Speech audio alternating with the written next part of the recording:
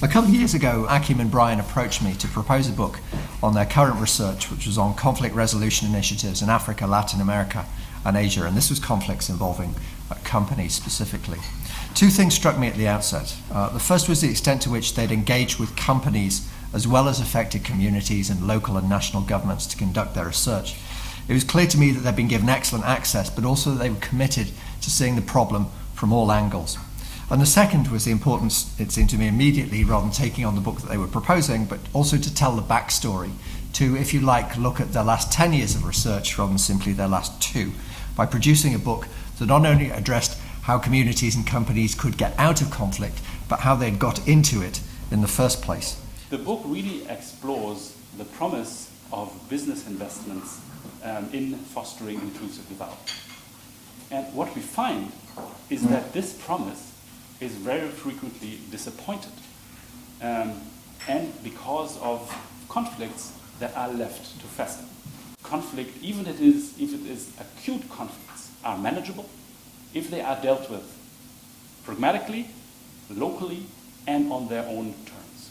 When wanting to resolve conflict in business, only to look at the business as a source of the solution will not work, because just by working on that one actor alone will not help you to shape the entire system.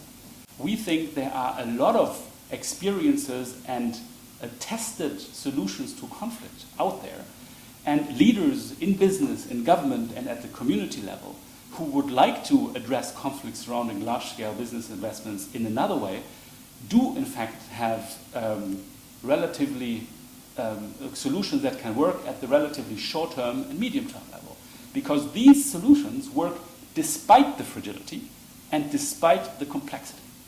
I had the opportunity to interview the head of a state oil company of a small Latin American nation, and he said, I'm the head of the state oil company, so every morning I go to work and I look for oil. But because I love my country, every night I go home and I pray I don't find it.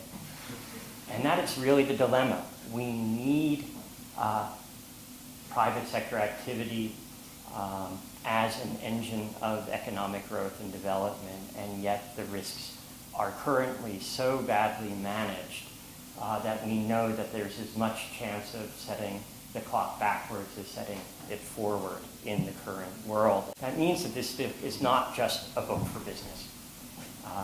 Business actors cannot fix the conundrum by themselves.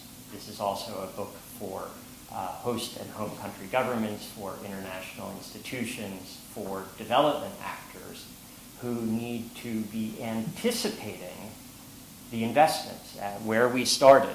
The clock is ticking as soon as we know that mineral development is going to happen or that a dam project is going to happen.